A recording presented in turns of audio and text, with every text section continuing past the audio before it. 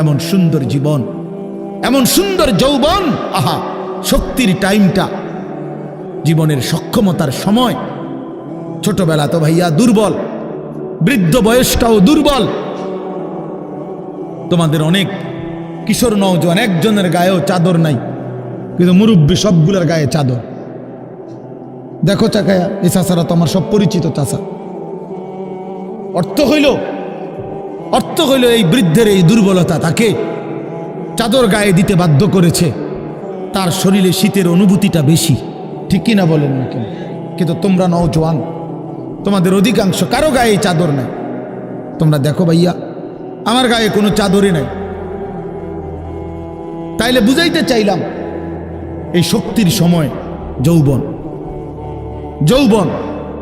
যুবক চাইলে পাহাড় কাইটা সমান করতে পারবে, যুবক চাইলে সাগর নদী মাটি দিয়ে ভরাট করে দিতে পারে। একটা এলাকার যুবক ছেলেরা যদি চায়, সবার হাতে হাতে মদের বোতল পৌঁছাই দিতে পারবে। একটা সমাজের ছেলেরা যদি চায়, সবার হাতে হাতে নামাজের মুসল্লাও তুলে দিতে পারবে। অতএব ছেলেরা, তোমরা যারা যুবক আয়োজন করছো, আমি তোমরা উৎসাহ দেই, একটু আগাও, এখানে থাইমা যাইও না। একটা মাহফিল করছি, এক ফোটলা বিরিয়ানি খাওয়াই দিছি, খালাস না বন্ধু, একটু আগাও। তোমরা আবার বসো, যে কয়জনে মাহফিলের আয়োজন করছো তোমরা আবার বসো, যে আমরা কেমনে আটটু ভালো হইতে পারি, আটটু চরিত্রবান হইতে পারি, আমরা কেমনে নিজেরা নামাজ ধরতে পারি। একটু যদি হিম্মত করো যুবক, ইনশাআল্লাহ ভালো হবে। শনিবার দিন আমি আমার মাদ্রাসায়, এই শনিবারে সকাল 10টা থেকে বিকাল 4:30 পর্যন্ত, এইবারই প্রথমবার আমি আলাদা 16 বছর থেকে 30 বছরের নিচে যাদের বয়স, এই কিশোর যুবকদের জন্য আলাদা ইসলাহি মজলিসের আয়োজন করছিলাম। আমার শায়েখ আল্লামা মুফতি মুশতাকুর নবী সাহেব বয়ান করছেন, আল্লামা মুফতি আমজাদ হুসাইন সাহেব বয়ান করছেন, হজরত মাওলানা মুফতি ইউসুফ বিন ইকবাল বয়ান করছেন, আমাদের কুমিল্লা ক্যান্টনমেন্টের বড় একজন শিশু বিশেষজ্ঞ ডাক্তার মিজানুর রহমান, উনি বয়ান করছেন, আমি নিজে কিছু কথা বলছি। প্রায় 600 ছেলে এন্ট্রিভুক্ত আসছে, এখানে উপস্থিত হয়েছে 600। সন্দ্বীপে, চট্টগ্রামে আমরা প্রতি বছর সন্দ্বীপ যাই, সেখানে 4টা-5টা ছেলে ফজরের নামাজের জন্য, তারা বন্ধু কলেজের ছেলে, 4-5 জন ছেলে মাত্র।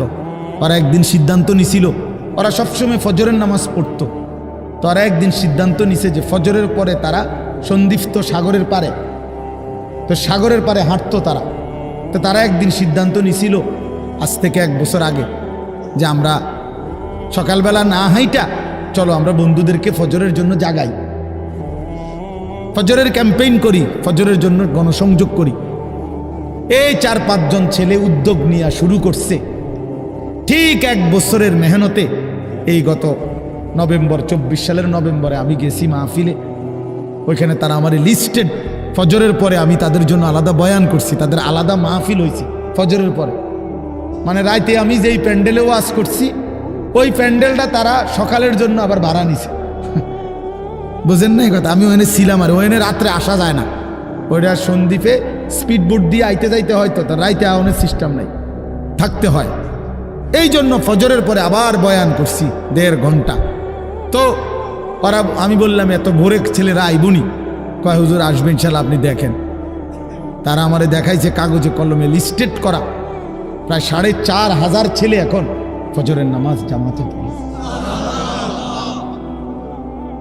যুবক চাইলে কি না পারে, যুবক চাইলে ভাঙতে পারে, যুবক চাইলে গড়তে পারে, যুবক চাইলে বুলডোজার দিয়ে সমান করে লাইতে পারে, সমান করে ফেলতে পারে। আবার সেই ভাঙার উপরে যুবক চাইলে গড়তেও পারে। আল্লাহ তাআলা নওজোয়ানের শরীরে অসম্ভব হিম্মত দান করছে, অসম্ভব হিম্মত। এই জন্য বাপ, আমি যুবক যারা, তাদেরকে উৎসাহিত করলাম। মহান আল্লাহ পাক রব্বুল আলামিন আমাদেরকে বলছেন, আমি তোমাদের ইমানদার, ইমান নিলাম, আমি ইমান দিছি বান্দা, আমি গত বছর যখন তাবলিগের সফরে ছিলাম দিনাজপুর জেলায়, গত বছর আগস্ট মাসে ৭২ বছর বয়স্ক একজন হিন্দু লোককে কালেমার দাওয়াত দিছিলাম। ওনার 2 ছেলে মুসলমান। ওনারে আমি 2.5 ঘন্টা কালেমার দাওয়াত দিছি। আমরা 3 জন আলেম মিলে কত অনুনয় বিনয় করছি, কাকুতি মিনতি করছি, কাঁদছি, চোখের পানি ফেলছি। একটা বার চাচা কালেমা পড়েন, আপনার ছেলে মুসলমান, ছেলের বউ মুসলমান, আপনার নাতি নাতনি সব মুসলমান, আপনি এখনো বসে আছেন কেন? আহা, এই ৭২ বছর হয়ে গেছে। বুড়া মিয়া কয় আমি ওটা বলবো না, পড়বো বলে নাই। আমি আমার সাথীদের কাছে, আমার 26 জন সাথী নিয়ে চিল্লায় গেছি।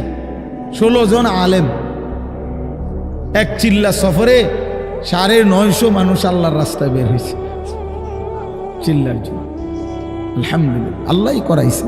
তো বলতেছিলাম, আমি সাথীদের কাছে এসে বলছিলাম যে দেখেন ৭২ বছর বয়স হয়ে গেছে, এক আল্লাহর বান্দা, তার জবান দিয়া কোনোদিন তার মালিকের নামটা বের হয়। আমারে আপনারে আল্লাহ তাআলা কত বড় তৌফিক দিছে যে আমরা কত হাজারবার, লক্ষবার কালেমা লা ইলাহা ইল্লাল্লাহ মুহাম্মাদুর রাসূলুল্লাহ এটা যে আমরা পড়তে পারি, পড়তে পারছি, এই সৌভাগ্যের কৃতজ্ঞতা কি?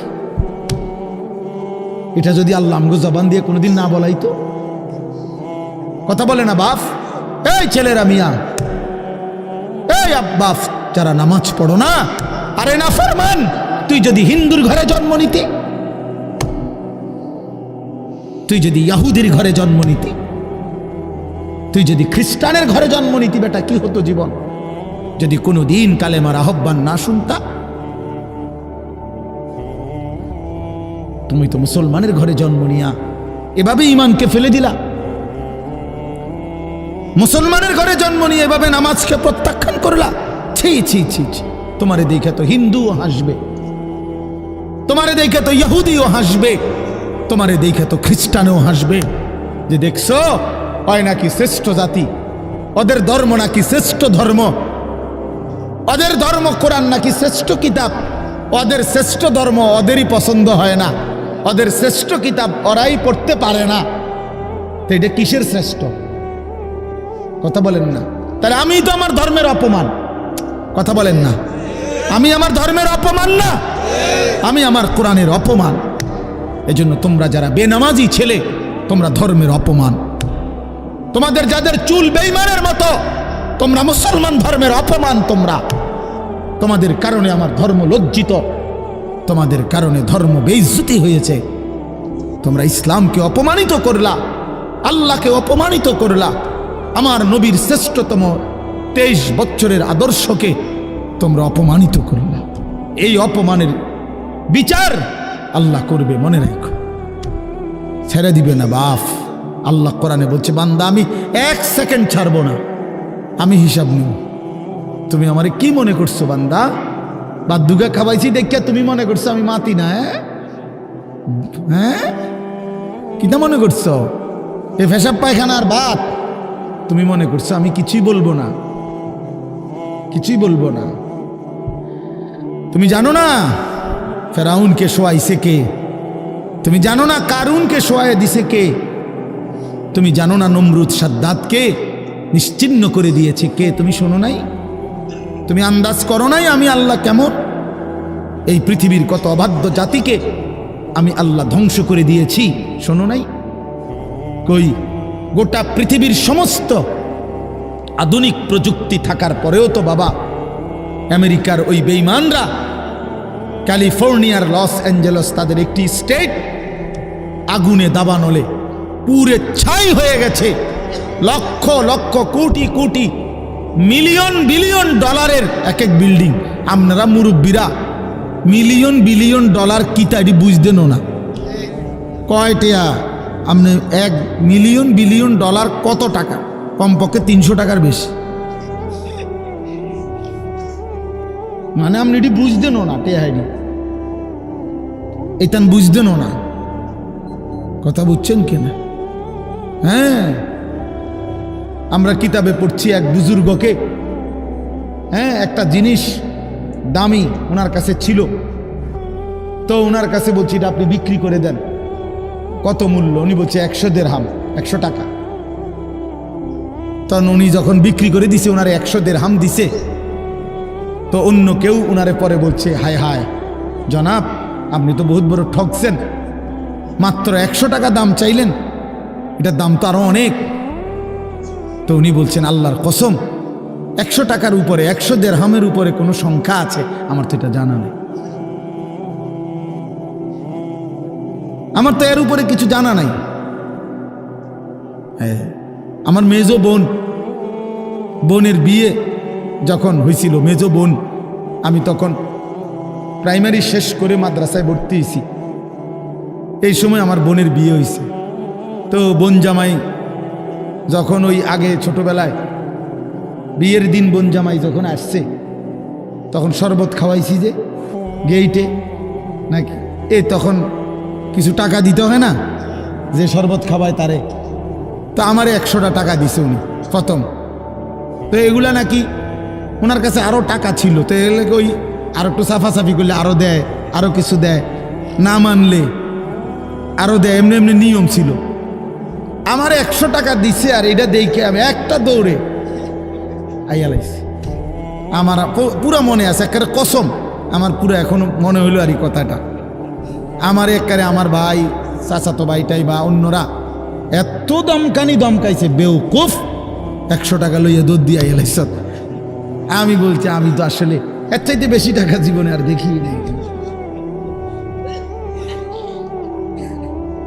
তো বলতে চাইলাম, হাজার হাজার কোটি কোটি মিলিয়ন ডলারের এই বাড়ি ভবন, এগুলো পৃথিবীর সর্বাধুনিক প্রযুক্তি দিয়ে, অত্যাধুনিক প্রযুক্তি থাকা সত্ত্বেও, আধুনিক সরঞ্জামাদি থাকার পরেও বাফ আল্লাহর দেওয়া আযাবে আগুনে যখন জ্বলছে, এই কয়দিন হইল, কোনো বেঈমানে 1 সেকেন্ডের জন্য আগুন নিভাইতে পারে নাই। 14,000 ফায়ার সার্ভিস কর্মী একসাথে আপনার পানি দিছে, আরো বাড়ে, আগুন আরো বাড়ছে। তার মানে বোঝা গেল, বাবা, পৃথিবীর কারো শক্তি মূলত কোনো শক্তি না, আল্লাহর শক্তির সামনে, আল্লাহর ফায়সালার সামনে। আল্লাহ যদি ভালো রাখে তাইলেই ভালো থাকা। হ্যাঁ, আপনার টাকা তো আছে 1000 কোটি টাকা, কিন্তু আপনার ফেডে অসুখ, আপনি টেহা দিয়ে কিনবেন। আপনার টাকা তো আছে লক্ষ কোটি টাকা, কিন্তু আপনার তো ডায়াবেটিস, আপনি কিনবেন টাকা দিয়ে, কি করবেন? আপনি 7 রাজার ধন হইলেও কি লাভ হবে আপনার? এই জন্য আমি অনুরোধ করছি, আমরা মুমিন, আল্লাহ আমাদেরকে বলছে এটাই কথা, সকলেই আল্লাহর কথা শুনবে এটা জরুরি না, এবং সবার সৌভাগ্য হবে এটাও জরুরি না। আসমানের ফয়সালা, আল্লাহ তাআলার ফয়সালা। আল্লাহর কথা বলতে পারা এটাও সৌভাগ্য, শুনতে পারা এটাও সৌভাগ্য, ইন্তেজাম করতে পারা এটাও সৌভাগ্য। যালিকা ফাদলুল্লাহি ইউতিহি মান ইয়াশা। আল্লাহ তাআলা বলছেন, এটা আল্লাহ তাআলার ফজল, অনুগ্রহ, দয়া, তিনি যাকে ইচ্ছে করেন দিয়ে থাকেন, তিনি যাকে ইচ্ছে। হযরতে বেলাল রাদিয়াল্লাহু তাআলা আনহু, ওনার বাড়ি মক্কা মদিনা না, অনেক দূরে, কিন্তু উনি মুসলমান হয়েছেন, সাহাবী হয়েছেন। হযরতে হুযাইফা, নবীজির সাহাবী, ওনার বাড়ি মক্কা মদিনা না, ইয়ামান, উনি মুসলমান হয়েছে, সাহাবী হয়েছে। হযরতে সালমান, ওনার বাড়ি মক্কা মদিনা না, ওনার বাড়ি ইরান, পারস্য, তো উনি সেখান থেকে আল্লাহ আনাইছে, উনি কালেমাওয়ালা হয়েছে। হযরত আবু হুরায়রা রাদিয়াল্লাহু তাআলা, বিখ্যাত সাহাবী, সবাই নাম জানে, আবু হুরায়রার নাম সবাই জানেন না? উনিও কিন্তু মক্কা মদিনার মানুষ না, উনি দাউস গোত্র, এটা অনেক দূরের, কিন্তু সেখান থেকে আল্লাহ ওনাকে আনাইয়া মুসলমান হয়েছেন, সাহাবী হয়েছেন। কিন্তু আবু জেহেল বাড়ির কাছে, আল্লাহর ঘর কাবার সবচেয়ে কাছে, সর্বপ্রথম বাড়ি যার কাবা ঘরের পরে আবু জেহেলের বাড়ি। জানেন এটা? আবু জাহেলের ঘরের আগে কারো ঘর নেই, কারো ঘর ছিল না। নবীজির ঘরও আরো পিছনে ছিল, সবার ঘর পিছনে। কাবা ঘরের সবচেয়ে নিকটতম প্রতিবেশী ছিল আবু জাহেল। তো কি হয়েছে এতে? কিন্তু বদনসিব, আবুল আহাব কাছে ছিল, বঞ্চিত। এই জন্য এটা আসমানের ফয়সালা। এত কাছে থেকে বঞ্চিত হলো কেন? এত দূরের থেকে আসলো কেন? বুঝছেন না হিসাবটা? তাহলে মূলত ফয়সালাটা কার? ইউতিহি মান ইয়াশা। আল্লাহ বলছেন আমার অনুগ্রহ, আমার দয়া আমি যাকে ইচ্ছে করে দিয়ে থাকি, আমি যাকে ইচ্ছে করে দিয়ে থাকি। এই জন্য বললাম আর কি, আমি সবাই শুনতে পারবে, শুনবে এটা জরুরি না। আল্লাহ যাকে পছন্দ করে, ইচ্ছে করে, তাকে আল্লাহ তাআলা দ্বীনের বুঝ দান করে। হাদিসের মধ্যে আছে মাইয়ুরিদিল্লাহু বিহি খায়রান ইউফাক্কিহু ফিদ্দীন। আল্লাহ যার ভালো চান, কল্যাণ করতে চান, তাকেই আল্লাহ তাআলা দ্বীনের বুঝ দান করে, দ্বীনের বুঝ দান করে। নবীজি বলেন ইজা আরাদাল্লাহু বিআবদিন খায়রান ইস্তা'মালাহু। আল্লাহ যখন তার কোনো বান্দার ব্যাপারে ভালোর ফয়সালা করে, তো আল্লাহ তাআলা তাকে কাজে লাগান। সাহাবীরা জিজ্ঞেস করছে কিভাবে কাজে লাগায়? কাইফা ইস্তা'মিলুহু, হে আল্লাহর রাসূল আল্লাহ তাকে কাজে লাগান কিভাবে? তো নবীজি বলেন ইউওয়াফিকুহু লিআমালিন ক্বাবলাল মাউত। আল্লাহ যাকে ভালো চান তাকে মৃত্যুর আগে আগে নেক আমল করার তৌফিক দান করেন। এটাই তারে কাজে লাগাইছে যে ঠিক আছে তোমারই দিয়ে আমি আমার সিজদা দেওয়াবো, তোমারই দিয়ে আমি আমার ঘরের খেদমত নেব, তোমারই দিয়ে আমি আমার কোরআনের খেদমত নেব। আল্লাহ তাকে আমলের তৌফিক দিয়ে থাকেন। তাইলে এই জন্য বললাম, এটা সব সময় মনে রাখবে, আল্লাহর দেওয়া তৌফিক ছাড়া বান্দা নামাজ পড়তে পারে না। বাত আল্লাহ সবাইকে খাওয়ায়, সেজদা আল্লাহ সবাইকে দিয়ে দেওয়ায় না। দুনিয়ার প্রয়োজন আল্লাহ সকলের প্রয়োজন পূরণ করে। জন্তু জানোয়ার, কুকুর বিড়াল, সাপ বিচ্ছু, কাফের মুশরিক বেঈমান নাস্তিক মুরতাদ, এদের সকলের দুনিয়াবি প্রয়োজন আল্লাহ পূরণ করে। এই খানা পিনা, পেশাব পায়খানা, হ্যাঁ জরুরত, এগুলো তো আল্লাহ তাআলা জন্তু জানোয়ারেরও পূরণ করে। কিন্তু সেজদা, আল্লাহর গোলামি, আল্লাহর ইবাদত সবাইকে দিয়ে আল্লাহ করায় না। আল্লাহ যাকে পছন্দ করে, ইচ্ছে করে, তাকেই আল্লাহ তাআলা তার দ্বীনের জন্য কাজে লাগায়, আল্লাহর ইবাদতের তৌফিক দান করে। এই জন্য এটা সবসময় মনে রাখতে হবে। নবী সাল্লাল্লাহু আলাইহি ওয়াসাল্লাম দোয়া করতেন যে আল্লাহ আমার ইবাদত, আপনার ইবাদত সুন্দরভাবে করার জন্য আপনি আমারে সাহায্য করেন। আপনি সাহায্য না করলে হবে না, আপনি তৌফিক না দিলে হবে না। আল্লাহুম্মা লা মানিআ লিমা আ'তাইত। আপনি দিলে বাধা দিবে কে? আপনি না দিলে দিবে কে? আপনাকে বাদ দিয়ে কারো কোনো চেষ্টায় কি লাভ হবে? কোনো লাভ হবে না। এই জন্য এটা অনেক বড় ইহসান, আল্লাহ তাআলার দয়া। আল্লাহ যাকে পছন্দ করে, ইচ্ছে করে, দয়া করেন, আল্লাহর ইচ্ছা হয় আল্লাহ তাকে কোরআন পড়তে দেয়, দ্বীন মানতে দেয়, আল্লাহকে সেজদা করতে দেয়। আর এমনি বাকিদেরকে আল্লাহ খাওয়ায় পড়ায়, এটা একটা কমন ব্যাপার। আল্লাহ তাআলা বলছেন আমি অনুগত অবাধ্য সবাইকেই খাওয়াই। কাফের মুশরিক বেঈমান কারো রিজিক দুনিয়াবি আমি আটকাই না। এই জন্য আল্লাহ তাআলা ফেরাউনকেও রিজিক দিছে, মুসা নবীকেও রিজিক দিছে না? নমরুদকেও রিজিক দিছে, ইব্রাহিম আলাইহিস সালামকেও রিজিক দিছে। আল্লাহ তাআলা আবু জেহেল আবুল আহাবকেও রিজিক দিছে, নবী সাল্লাল্লাহু আলাইহি ওয়াসাল্লামকেও রিজিক দিছে। তাহলে দুনিয়ার প্রয়োজন সকলের পূরণ করছে, সকলের। কিন্তু আখিরাত সমান না, আখিরাত ভিন্ন। আখিরাত শুধুই ইমানদারের। পরকালের সুখ শান্তি নিয়ামত শুধুই ইমানদারের, শুধুই সেজদাওয়ালার। কোরআন শরীফে আছে আল্লাহ তাআলা বলবে কুলু ওয়াশরাবু হানিআম বিমা কুনতুম তা'মালুন। আমার বান্দা বিগত জীবন দুনিয়াতে যে আমল করছো তার বিনিময়ে আজকে জান্নাতে খাও, পান করো, ওগুলোর বিনিময়।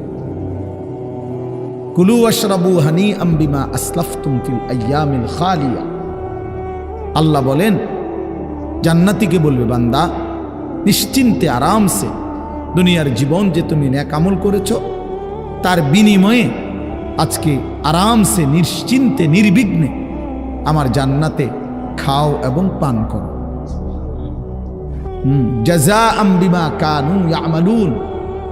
আল্লাহ তাআলা বলেন, জান্নাতের এই নিয়ামত বান্দা তোমাকে দিলাম কিসের বিনিময়? জাযাআম বিমা কানু ইয়ামালুন, ওই যে দুনিয়ায় আমল করেছিলে তার বিনিময়। এ তোমার সেজদার বিনিময়, এ তোমার রুকুর বিনিময়, এটা তোমার জিকিরের বিনিময়, আমার গোলামের বিনিময়, আমার বন্দিগির বিনিময়। এই জন্য আখিরাত শুধুই মোমেনের জন্য, পরকাল শুধুই ইমানদারের জন্য।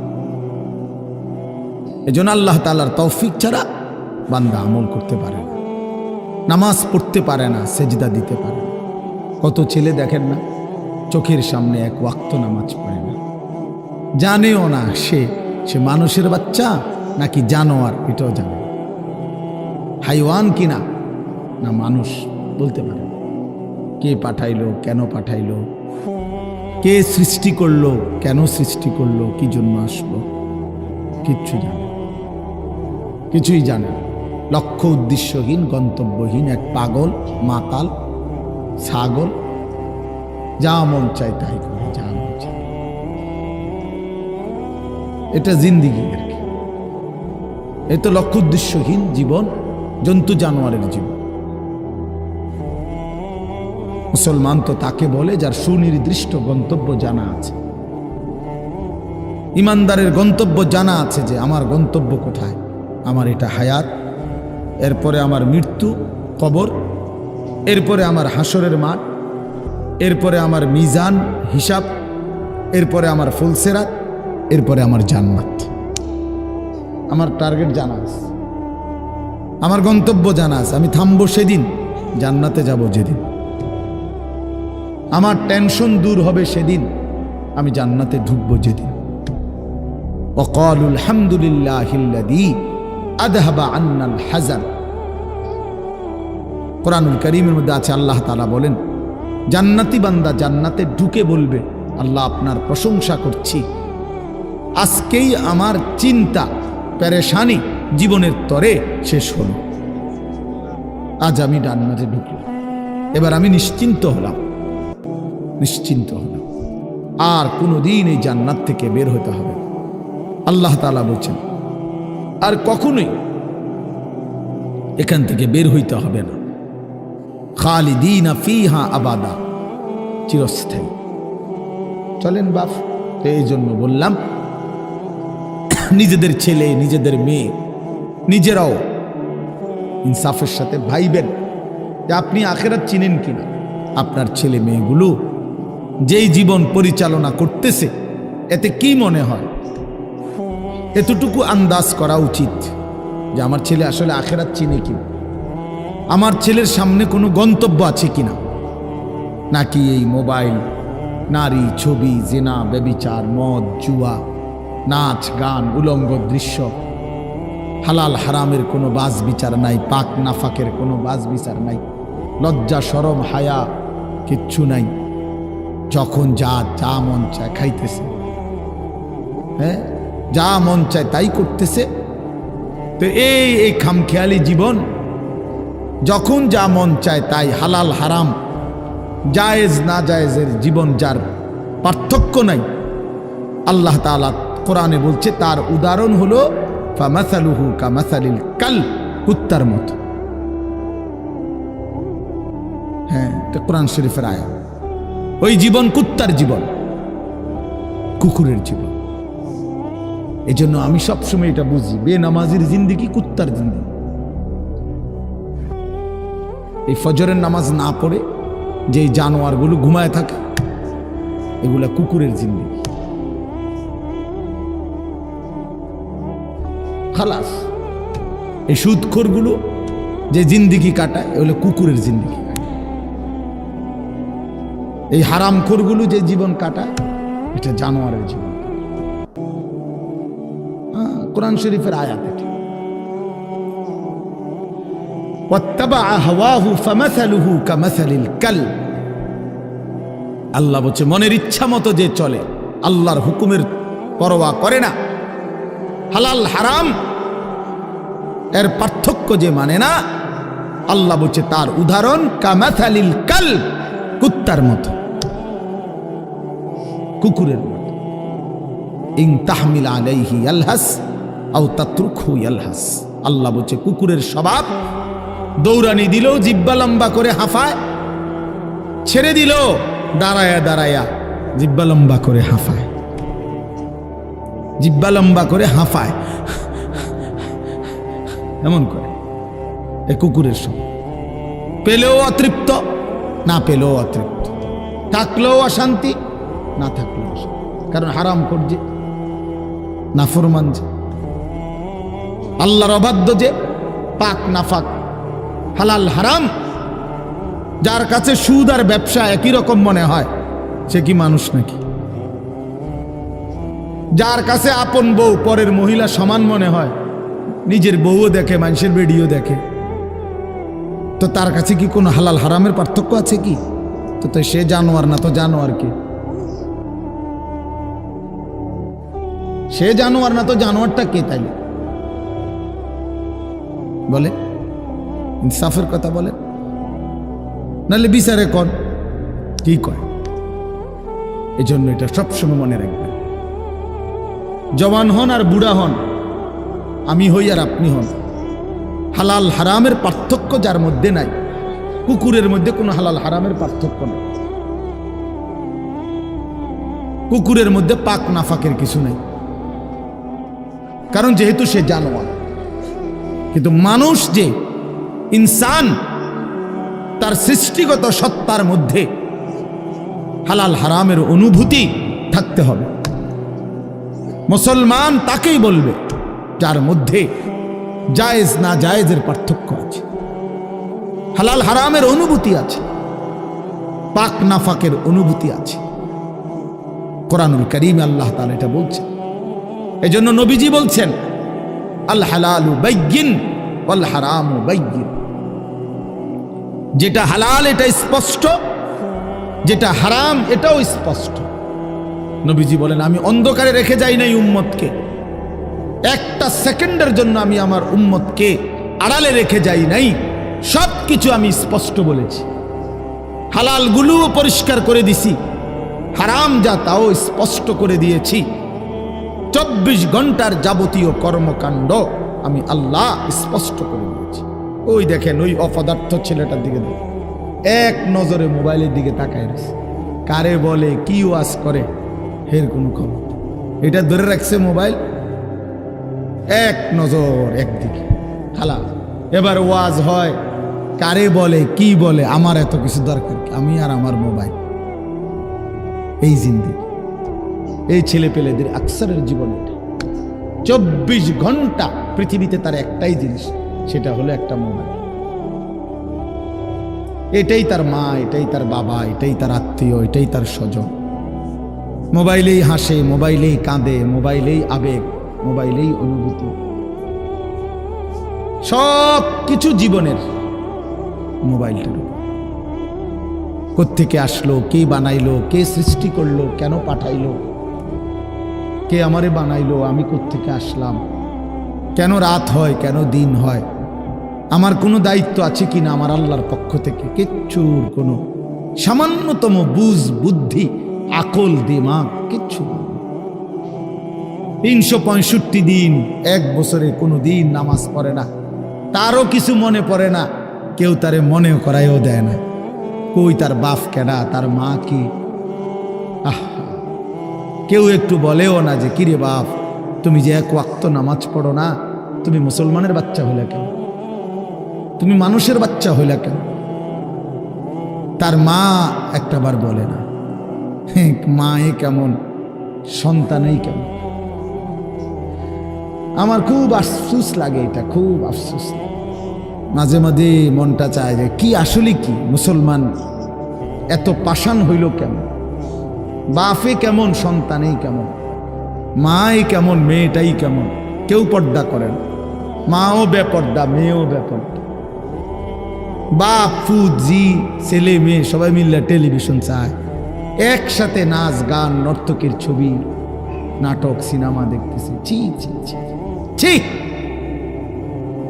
কত নিকৃষ্ট মুসলমান, কত বেশরম বেহায়া নির্লজ্জ হইলে এত বড় বেশরম হইতে পারে? আত্মমর্যাদা, আত্মসম্মান, লজ্জা যদি এক বিন্দু থাকতো তাইলে তো বাবা জিজ্ঞেস করতো যে কিরে বাপ, তুই মুসলমানের ঘরে জন্ম নিয়া এক ওয়াক্ত নামাজ পড়ে না, তুই কেমনে রে আমি মুসলমানের সন্তান হইলি? তুই মুসলমানের ঘরে সন্তান হইলি কেমন? আরে এইটা তো আগে বোঝাপড়া করার বিষয় ছিল। তোর বিদেশ, তোর চাকরি, তোর দাখিল, তোর এসএসসি বেড়া এডি বাদ দে বেড়া, থো বেড়া এডি পরের কথা বেড়া। আগে তুই মুসলমানের বাচ্চা কিনা আগে এটা বল বেটা। তোর নামাজের বোঝাপড়া কর আগে বেটা। কিসের তোর বিদেশ, আবার কিসের তোর দেশ? তোর চাকরি দিয়ে আমি করব কি? তোর ব্যবসা দিয়ে আমি করবো কি? তোর উপার্জন খাইয়া আমি করবো কি বেটা? তুই তো হারাম কর, তো নাফরমান। এতটুকু যদি বিবেক বাবার না থাকে, সেটা কেমন বাপ? এ কেমন অভিভাবক? এ কেমন মুসলমান মা বাবা যাদের হৃদয়ে এই কথা আসলো না? আপনার তো উচিত ছিল আগে এই বুঝাপড়া করা। আগে ছেলের সাথেই বুঝাপড়া করেন। তুই মুসলমানের বাচ্চা কিনা আগে এটা বল। মুসলমানের বাচ্চা 16 বৎসরে এক ওয়াক্ত নামাজ ছাড়া থাকে কেন? কথা বলেন, ইনসাফ কি বলে? ইনসাফের কথা বলেন, বিচারের কথা বলেন। ছেলেগুলোকে আপনারা এভাবে ছেড়ে দিলেন, আর তোমরা ছেলেরাও বাবা এভাবে নষ্ট হয়ে গেল। অনাদরে, অবহেলায় এমন সুন্দর জীবন, এমন সুন্দর যৌবন, শরীর স্বাস্থ্য সব শেষ করে দিলাম। একবারও মনে পড়লো না তোমারও তো শেষ আছে বাপ। রাত যেমন ভোর হয়, দিন যেমন রাত হয়, তোমারও হায়াতও একদিন শেষ হয়। প্রতি ঘন্টা, মিনিট, সেকেন্ড যায় মানে তোমার হায়াত যায়, আমার হায়াত যায়, ঠিক না? তো আল্লাহ আমাদেরকে বুঝ দান করেন। এজন্য বাপ আমরা ভাবা উচিত, আমাদের এটা ফিকির করা উচিত। ছোটরাও বড়রাও মাঝ বয়সীরাও এত লাগাম ছাড়া মানুষ হয় না। মুসলমানের জীবন এত বড় জন্তু জানোয়ারের মতো হওয়ার কথা না বাবা। হ্যাঁ, গুনাহ হইতে পারে, গুনাহ আমারও আছে, আপনাদেরও আছে, গুনাহ হইতে পারে, হবে। সেটা হলো হুঁচট খাওয়া। মানে চলার পথে আমি 10 কিলো পথ হাঁটলাম, আমি 30 কিলো পথ গেছি এক জায়গা থেকে আরেক জায়গায়। তো এই চলার পথে হয়তো একবার আধবার পড়ে যাইতে পারি, পিছলা খাইতে পারি, ঠিক আছে, এটা হইতে পারে। কিন্তু আমি বুঝি 30 কিলোমিটার একেবারেই ফিরে রইলাম, পিছলা খাইয়া রইলাম, তাহলে ভুল আমার হইতে পারে, গুনাহ আমার হইতে পারে। আমার 6 মাসে কোনোদিন নামাজ ছুটে যাইতে পারে। আমি জীবন চলার পথে কখনো কাউকে রাগ করতে পারি, গালি দিয়া লাইতে পারি, এটা তো হওয়া স্বাভাবিক, হইতে পারে। কিন্তু লাগাতার প্রতিদিন একরকম, এটা মুসলমান? কথা বুঝছেন কিনা আমার? আপনি বুঝি এখানে প্রত্যেকদিন মিশা কথা কইবেন, আপনি বুঝি প্রতিদিন সুদ খাইবেন, আপনি বুঝি প্রত্যেক দিন ওজনে কম দিবেন, এটা বুঝি মুসলমান? আপনি বুঝি একদিনও নামাজ পড়তেন না, আপনি বুঝি 365 দিনে কোনোদিন ফজরের নামাজ পড়তেন না, এটা মুসলমান? তো এটা তো হুচট খাওয়া না, এটা তো গাদ্দারি, এটা তো ইচ্ছা করে ঠান্ডা মাথায় ধীরে সুস্থে ভেবে চিনতে আল্লাহর সাথে গাদ্দারি করতেছে, আল্লাহরে বুড়া আঙ্গুল দেখাইতেছে যে দেখো কইলা কেন সেজদা দিতাম না, চাই কিতা করতাম। আল্লাহ বলবে অসুবিধা নাই বান্দা, বাতে না খাও, আর তো বেশি কিছু না, দুগা খানাই তো খাও আর ঘুম যাও, খানা তো কুত্তাও খায়। তবে মনে রাখো কবরে আইসো একটা লাথি দেওয়া মু ফেরেস্তারে দিয়া, একটা লাথি, এক লাথিতে বুঝবা আমার নাফরমানির শাস্তি কি। কাল্লা সাউফা তা'লামুন সুম্মা কাল্লা সাউফা তা'লামুন। আল্লাহ বলে বান্দা কবরে আইসো, আমি বুঝায় দেব আমার নাফরমানির শাস্তিটা কি। ফেরেশতা দুই কান বরাবর। আল্লাহর নবী বলছেন নাফরমানের কবরে ফেরেশতা ফায়াদরিবু দারবাতান বাইনা উযুনাইহি, দুইটা কান বরাবর ঘাড়ের মধ্যে প্রত্যেকটা আঘাত করবে লোহার হাতুড়ি দিয়ে। ফায়াসিহু সাইহাতান, নাফরমান কবরে এত জোরে চিৎকার করবে ইয়াসমাউহা মান ইয়ালিহি ইল্লা সাকালাইন। আল্লাহর নবী বলেন দুনিয়াবাসী মানুষ এবং জিন ব্যতীত আল্লাহর সব সৃষ্টি ওই বেঈমানের কবরের চিৎকার শুনতে পাবে, এমন জোরে চিৎকার দিবে। একটা একটা আঘাত এভাবেই চলবে কিয়ামত পর্যন্ত, এভাবেই চলবে কিয়ামত পর্যন্ত। আল্লাহর নবী সাল্লাল্লাহু আলাইহি ওয়াসাল্লাম বলেন নাফরমান পাপীকে যখন কবরে রাখা হবে, তিনটা প্রশ্নের উত্তর যখন নাফরমান দিতে পারবে না, সাথে সাথে কবর তারে এত জোরে একটা চাপ দিবে, একটা চাপ দিয়া ডান পাশের মাটি বাম দিকে, বাম দিকের মাটি ডান পাশে চলে আসবে। হাত্তা তাখতালিফা আদলাউহু, আল্লাহর নবী বলেন ডান পাশের পাঁজরের হাড্ডি ভাইঙ্গা বাম পাশে ঢুকে যাবে, বাম পাশের হাড্ডিগুলো ভাইঙ্গা ডান পাশে ঢুকে যাবে। নবীজি দেখায়া দিছে হাত্তা তাখতালিফা আদলাউহু, এইভাবে দুই আঙ্গুল একটা যেমন আরেকটার মধ্যে ঢুকে যায়, আল্লাহর নবী বলেন এভাবে পাঁজরের হাড্ডি একটা আরেকটার মধ্যে ঢুকে যাবে। কি বাপ মনে করছো তোমারে এমনে এমনে ছেড়ে দিব? কি মনে করছো যার ভাত খাইলা তার বুঝি হিসাব দিতে হবে না? কি মনে করছো মুফত এটা?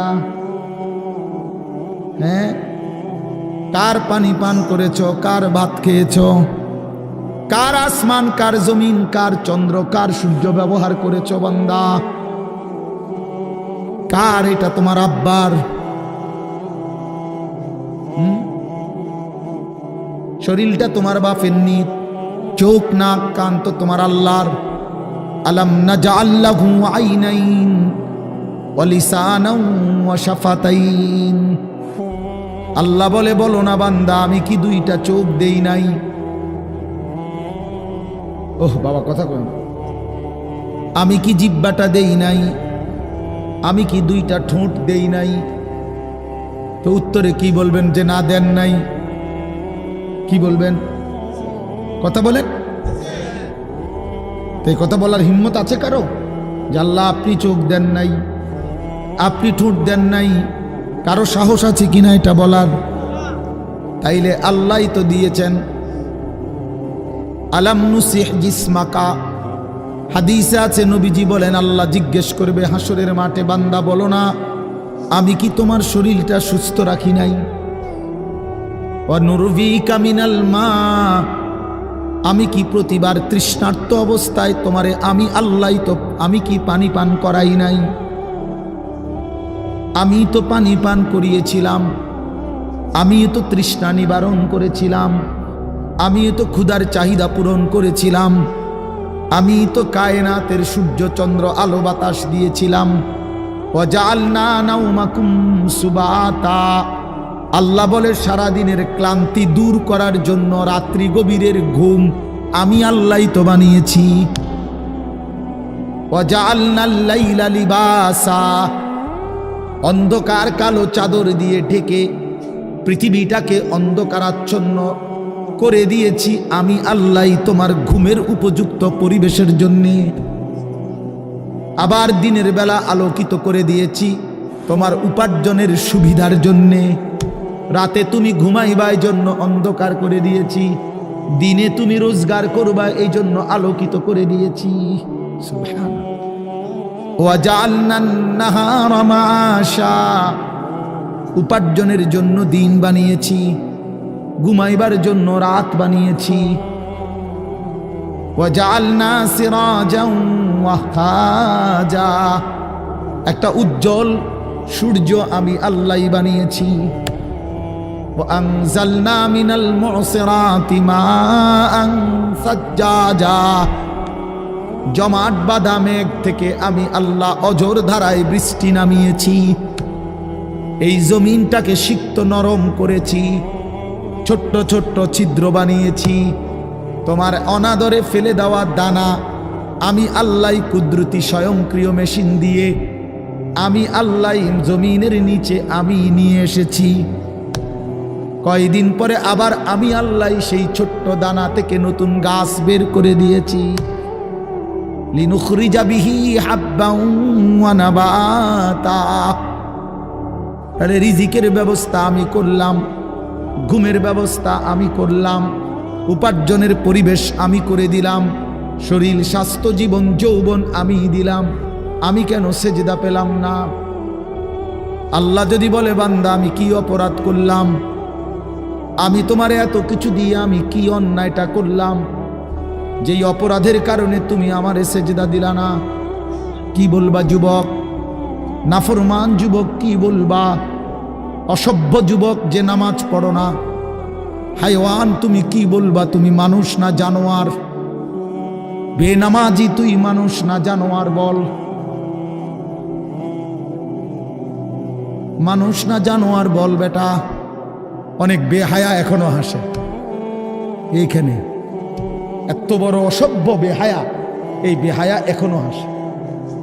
চিন্তা করছো নি? হ্যাঁ, এত বড়, এত নির্লজ্জ, এত বড় অসভ্য যে এখনো হাসে। অর্থ হইল আমারই কয়, বুঝেন নাই? বুঝতেছে সে আমারই কয়। আহ আহ, আমার মনে হয় কুকুর রে কইলে কুকুর মাথা নামাইলে। আহা, আমাদের সন্তানদের হালাত কত নাজুক, চিন্তা করে দেখে। মুসলিম সমাজে বসবাস করে, বাপ মুসলমান, মা মুসলমান, চারিদিকে মসজিদ, চারিদিকে মাদ্রাসা, কত দাড়িওয়ালা, টুপিওয়ালা, পাঞ্জাবিওয়ালা। প্রতিদিন মসজিদের মিনারা থেকে উচ্চ কণ্ঠে মাইকের হর্ন দিয়ে আজান হইতেছে। এত বেশি মাইক, হর্ন, মসজিদ, মাদ্রাসার পরিবেশের মাঝখানে থাইকাও এটা কত বড় গাদ্দার, কত বড় গাদ্দারা নাফরমান।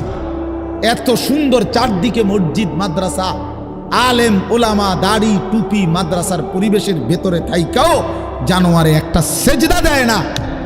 কত বড় নিকৃষ্ট জানোয়ার, চিন্তা করছে। এই বাপ, এমন সন্তান পাইলা কবরে যাই আফসোস ছাড়ার কিচ্ছু নেই। আজকে যদি এই আফ্রিকার জঙ্গলে থাকতো তাহলে হয়তো যে বাবা এত বড় আফ্রিকার জঙ্গলে ছিলাম যেখানে কোনো দিন কোনো আজান হয় নাই, যেখানে কোনো মসজিদ দেখি নাই, মাদ্রাসা দেখি নাই, আল্লাহ চিনব কোত্থেকে? আমি তো আফ্রিকার জঙ্গলের ভিতরে থাকতাম। বলেন,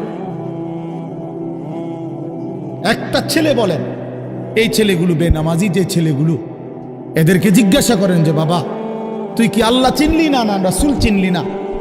তুমি বাবা কি মসজিদ চিনলা না, মাদ্রাসা চিনলা না? কোনোদিন কি কোরআন দেখলা না? কারো লাশ, কারো জানাজা, কারো কবর কিছুই দেখো নাই? কিচ্ছুই তোমার কলজার মধ্যে কোনো এক বিন্দু কোনো বিবেক অনুভূতি জাগাইল না?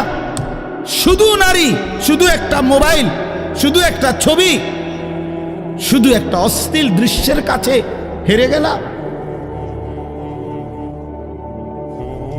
ছেলেরা বলো বাবা, তোমরা বলো, কার কাছে হাইরা গেলা? কেমনে হাইরা গেলা তুমি? তোমার বাপ মুসলমান, মা মুসলমান, তোমার ঘর মুসলমান, তোমার দাদা দাদি, নানা নানি, চাচা মামা, ফুফা খালু সব মুসলমান। তোমার এলাকার চারদিকে আজান হয়, তোমার মহল্লার প্রত্যেক গলিতে গলিতে মাদ্রাসা আছে, কোরআনের ঘর আছে, তোমারই কোনো না কোনো চাচাতো ভাই, মামাতো ভাই, ফুফাতো ভাই, আত্মীয় কেউ না কেউ হাফেজে কোরআন আছে, আছে না? তালেবে ইলম আছে, মাদ্রাসায় পড়ুয়া আছে। এত কিছু দেখার পরেও যার কলিজায় এক ওয়াক্ত নামাজ পড়তে মন চায় না, তার দিল পাথরের চাইতে শক্ত, তার দিল জন্তু জানোয়ারের দিলের চাইতে নিকৃষ্ট। কারণ এ বড় শক্ত হারামি, মনে রাখে। সে কিছুই মনে করে না আল্লাহকে, কিছুই মনে। এত মসজিদ মাদ্রাসা, এত নামাজ রোজার এত চিহ্ন দেখাও তে কয় আমি কিছুই বিশ্বাস করি না। আমি বিশ্বাস করি আমার জীবন হইল মোবাইল, আমার জীবন হইল নারী, আমার জীবনের অর্থ হইল ছবি, আমার জিন্দিগির মাকসাদ হইল উলঙ্গ ছবি দেখা, নর্তকী দেখা, জিনা ব্যভিচারের দৃশ্য দেখা, মদের আড্ডা, জুয়ার আড্ডা, নারীর আড্ডা, কোন অশ্লীল মেয়ের পিছনে জীবনটা শেষ করে দেওয়া, খালাস। আমি বুঝছি এটাই জীবন। কিসের মসজিদ, কিসের মাদ্রাসা, কিসের আল্লাহ, কিসের রাসূল, আমি এগুলা বুঝি না। এতটা উল্টে গেল কেন? এত বড় লানত হলো কেন বলেন বাবা? অতএব আপনাদের কাছে অনুরোধ করলাম, আপনারা আপনাদের বিবেককে নিয়ে ভাবেন। তোমরা ছেলেরাও বাবা রাগ হইও না, বুঝতে শেখো বাবা। কে ফিরাবে তোমাদেরকে? কে ফিরাবে? কে ফিরাবে? কে ফিরাবে বাপ? তোমরা কি কোনোদিন মরবা না? আজ যদি মৃত্যু হয়, এই বেনামাজি জিন্দিগি নিয়ে কেমনে কবরে যাইবা? ঠিকবা কেমন? এই নাফরমানের জিন্দিগি নিয়ে কেমনে ঠিকবা? এই জন্য আমরা প্রত্যেকেই প্রস্তুতি নেই। যদি ভাবতে শিখি, বুঝি, সামান্য অনুভূতি জাগে, তাহলে এই অনুভূতিটাকে কাজে লাগাবার, একটা জনের গুনাহ মাফ করে নতুন করে নিজেকে আল্লাহর ইবাদত, ঈমান, আমলের দ্বারা সজ্জিত করার একটা শ্রেষ্ঠতম সিজন, মৌসুম আসতেছে। সেটা হলো মাহে রমজান। মাহে রমজান বড় বেশি সুযোগ আসতেছে। আল্লাহ যদি দয়া করে হায়াত দেয়, তো পিছনের সব গুনাহ মাফ করিয়ে নতুন সাজে নিজেকে সজ্জিত করার, আখিরাতের রঙে রঙিন করার, জান্নাতের রঙে নিজেকে গড়ে তোলার এক শ্রেষ্ঠতম মাস মাহে রমজান। রমজান মানে অন্য কিছু, রমজান মানে ভিন্ন কিছু। রমজান মাসে মানে নিজেকে বদলানোর মাস, রমজান মানে নিজেকে পরিবর্তনের মাস, রমজান মানে নিজেকে আখিরাতের রঙে রঙিন করার মাস, রমজান মানে আল্লাহ তাআলার মহব্বতে, রাসূলুল্লাহ সাল্লাল্লাহু আলাইহি ওয়াসাল্লামের মহব্বতে ডুবে যাওয়ার মাস। এটা আমাদের সামনে। আল্লাহ আমাদের জন্য রমজানের হায়াত ভিক্ষা দান করেন। আল্লাহ যেন আমাদের সকলকে রমজান পর্যন্ত পৌঁছিয়ে দেন। এই আয়াত দেখেন, আল্লাহ তাআলা বলছেন, ইয়া আইয়ুহাল্লাযীনা আমানু, হে ঈমানদারগণ, কুতিবা আলাইকুমুস সিয়াম, তোমাদের উপরে রোজা ফরজ করা হলো, কামা কুতিবা আলাল্লাযীনা মিন ক্বাবলিকুম, যেমনটা ফরজ করা হয়েছিল তোমাদের পূর্ববর্তীগণের উপর, মানে পূর্বের ঈমানদার উম্মতদের উপর। কেন ফরজ করা হলো রোজা? উদ্দেশ্য কি? আমি আল্লাহর, লাআল্লাকুম তাত্তাকুন, যেন তোমরা মুত্তাকি হতে পারো, মুত্তাকি হইতে পারো, আল্লাহ ভীরু হইতে পারো। আর মুত্তাকি হলে কি লাভ হবে? উইদ্দাত লিল মুত্তাকিন, আল্লাহ বলে জান্নাত বানানোই হয়েছে মুত্তাকিদের জন্য। মুত্তাকি হবে তো জান্নাতি হবে, জান্নাতি হবে। এই আয়াতটার অল্প একটু কথা, আমি এই আয়াতটাই পড়ছি, সূরা বাকারার 183 নম্বর আয়াত, দ্বিতীয় পারা, দ্বিতীয় সূরা। এটার উপর আর একটু কথা বললে আমার কথা শেষ। আমরা আমাদের যদি পরিবর্তন চাই, পরিবর্তনের সুযোগ মাহে রমজান। আমরা যদি আখিরাত সাজাইতে চাই, আমাদের জন্য শ্রেষ্ঠ সুযোগ মাহে রমজান। আমরা যদি ঘুরে দাঁড়াইতে চাই, আমাদের জন্য শ্রেষ্ঠ সুযোগ মাহে রমজান। মাহে রমজান, আল্লাহ নাফরমানির এই জিন্দিগি আমি ছেড়ে দেব, আপনার রঙে রঙিন হব, তাইলে শ্রেষ্ঠতম সুযোগ মাহে রমজান। মাহে রমজানের মধ্যে অসম্ভব শক্তি আছে, মাহে রমজানের মধ্যে অসম্ভব পাওয়ার আছে। আল্লাহ বলছে, রমজানে বান্দা আইসো আমার কাছে, রাত দিন 24 ঘন্টা আমি আল্লাহ জাহান্নাম থেকে মুক্তি দিতে থাকব। ওয়াতাখাউ মিনান নার, জাহান্নাম থেকে মুক্তি দেব, সারা রাত মুক্তি দেব, সারা দিন মুক্তি দেব। রমজানের প্রতি ঘন্টা, প্রতি মিনিট, প্রতি সেকেন্ড হীরা মণি মুক্তা জহরতের চাইতেও কোটি গুণ বেশি দাম, কোটি গুণ বেশি দাম। আল্লাহ তাআলা সেই মহিমান্বিত রমজান আমাদের সামনে আনতেছেন। আর মাত্র 18-19 দিনও বাকি নাই। এই অল্প কয়টা দিন বাবা, আমাদের উচিত রমজানের জন্য অধীর আগ্রহে মহব্বতের সাথে আল্লাহর কাছে হায়াত ভিক্ষা চাওয়া, যে আল্লাহ এত কাছে আইনা মৃত্যু দিয়েন না, কবরে নিয়েন, আর কয়টা দিন হায়াত দেন, রমজান পর্যন্ত পৌঁছিয়ে দেন।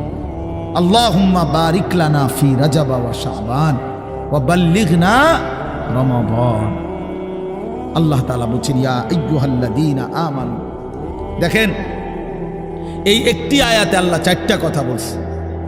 একটা হলো হে ঈমানদারগণ, 2 নাম্বার হলো তোমাদের উপরে রোজা ফরজ করা হলো, 3 নাম্বার হলো যেমনটা ফরজ করা হয়েছিল পূর্ববর্তীদের উপরে, 4 নাম্বার হলো যেন তোমরা মুত্তাকি হতে পারো।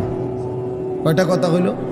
এই 4টা কথার আমি 4টা আলগা সংক্ষিপ্ত একটু ব্যাখ্যা বলি। 1 নাম্বার হলো হে ঈমানদারগণ, এটা আল্লাহ আমাদেরকে ডাক দিয়েছেন। তাফসীরের মধ্যে আছে আদম আলাইহিস সালাম থেকে নিয়ে আমাদের নবী পর্যন্ত, ইতিপূর্বে আমাদের নবীর আগে যত নবী পৃথিবীতে আল্লাহ পাঠাইছেন, ওই নবীদের উপরে যারা ঈমান আনছিল, ওই নবীদের আমলে তাদের কাউকে কোনোদিন আল্লাহ তাআলা এই শব্দ দিয়ে হে ঈমানদারগণ, ইয়া আইয়ুহাল্লাযীনা আমানু বলে ডাক দেন নাই। আগে সর্বপ্রথম আমাদের নবী, আখিরি নবী, আল্লাহর বন্ধু, আমাদের নবীর ভালোবাসায় আল্লাহ তাআলা বলছে, বন্ধু, বিগত কোন নবীর ঈমানদার উম্মতকে আমি যেই শব্দে ডাকি নাই, এই প্রথম আপনার ভালোবাসায় আপনার ঈমানদার উম্মতকে আমি ইয়া আইয়ুহাল্লাযীনা আমানু এই নতুন শব্দে ডাক দিলাম। হে ঈমানদারগণ, হে ঈমানদারগণ, তোমরা আমার। তাফসীর ইবনে কাসিরের মধ্যে আছে, যে ঈমানদার সে আল্লাহর বন্ধু, যে মুমিন সে কার বন্ধু? আল্লাহর বন্ধু। আল্লাহর বন্ধু, মুমিনের বন্ধু আল্লাহ, আল্লাহর বন্ধু মুমিন, আল্লাহর বন্ধু মুমিন। এই জন্য তাফসীরে লিখছে হে ঈমানদারগণ, এই কথার আরেকটা তর্জমা এটা, হে আমার বন্ধুগণ। আল্লাহ যেন ডাক দিয়া বলছে, হে আমার বন্ধুগণ, তোমরা আমার বন্ধু, তোমরা আমার। আমি বানাইছি বহু জনেরে, তোমরা বানাইছি আমার জন্য, আমার জন্য। তোমরা আমার, তোমরা আমারে মেনে নিয়েছ, তোমরা আমার কালেমা পড়েছ, তোমরা আমার রাসূলকে মেনে নিয়েছ, অতএব তোমরা আমার। তোমাদের কালেমা লা ইলাহা ইল্লাল্লাহ মুহাম্মাদুর রাসূলুল্লাহ, এটা আমি গ্রহণ করলাম, গ্রহণ করে আমি নিলাম, এই জন্যই আমি তোমাদেরকে ডাক দিলাম। তুমি বলছো আমি এনে ভর্তি হমু, ওই যে আমারে মোহাম্মদে বলছে, তার ছোট ভাই হাফেজ মুশাররফ কয়, আমার আজকে বললো যে হুজুর ভর্তি করামু আপনার মাদ্রাসায়, তো কি কোন সময় আমু, ফরম নিয়ম কানুন কি? আমি এত কথা তোমার দরকার কি, হাতে ভর্তি হইব সারছে তো আর কি। তার মানে আমি বলতে চাইছি, তারে কি বুঝাইলাম, তোমার এত নিয়ম কানুনের দরকার কি, আমি তারে নিলাম, খালাস, আমি ভর্তি নিলাম। তাইলে অর্থ হইল আল্লাহ তাআলা বলছেন, বান্দা তোমার কালেমা আমি নিলাম, তোমার ঈমান আমি নিলাম, এই জন্য আমি তোমারে মুমিন বলে ডাক দিলাম। আল্লাহ কাউকে নিজের করে ডাক দেওয়া, খোদার কসম, এটা তার জীবনের সবচেয়ে বড় পাওয়া। যদি দিল থাকতো তাইলে আমরা বুঝতাম। এক এমপি সাহেব যদি কারো নাম নেয়, এক মন্ত্রী সাহেব কারো নাম নেয়, আর তারে যদি কেউ আইয়া কয় আজকে তো মন্ত্রী সাহেবের কাছে গেছিলাম আর উনি তোমার নাম নিছে, তোমার কথা ভালো কইছে, বাবা হেতে বেটা তো মানে ঠ্যাঙালগি দিয়ে আটটা লাগবে। হ্যাঁ, বাইতে ইয়া ঘরে বেড়ি কথাবার্তা সাবধান কো, আগের মতো নাই, যেরুম মনে করছে এরুম না। কি কিছে মন্ত্রী সাহেব আজকেও আমার নাম লইছে, জিঙ্গাও মানে সে এটাকে খুব গৌরবের মনে করবে, ঠিক কি না বলেন না কেন? সবার কাছে ঘুরে ঘুরে বলার চেষ্টা করবে আমি কিন্তু মন্ত্রীর পরিচিত। হাদিসের মধ্যে আছে এক সাহাবী উবাই ইবনে কাব রাদিয়াল্লাহু তাআলা আনহু, সাহাবীদের মধ্যে নবীজির সবচেয়ে সুন্দর কোরআন শরীফ পড়তেন যিনি, ওনার নাম হলো উবাই ইবনে কাব। তো এই উনি নবীজি একদিন উনাকে বলছেন এই সাহাবীকে যে উবাই এদিকে আসো, তুমি আমারে কোরআন শরীফ পড়ে শোনাও, বুঝছেননি? তখন ওই সাহাবী একটু লজ্জিত হয়ে বলতেছি, ইয়া রাসূলুল্লাহ, আমি আপনার সামনে কোরআন পড়বো? অথচ কোরআন তো আমরা আপনার থেকেই শুনি, কোরআন আপনার উপরেই নাজিল হয়, আমি কোন সাহসে আপনার সামনে কোরআন পড়ি? তো নবীজি বললেন, শুনো, মহান আল্লাহ পাক রব্বুল আলামিন জিব্রাইল পাঠাইয়া তোমার নাম নিয়া বলছে তোমার কাছ থেকে আমি কোরআন শুনতে। এই আমরা স্পষ্ট হাদিসে পড়ছি, বিশ্বাস করেন। এই সাহাবী এটা শুই না 3 বার জিজ্ঞাসা করছে নবীজিরে, আওয়াসাম্মানি আল্লাহ, ইয়া রাসূলুল্লাহ বললেন কি আমার আল্লাহ আমার নাম নিছে? আমার নাম? আর কোন কি আপনি? নবীজি বলল, হ তোমার নামে তো দিছে।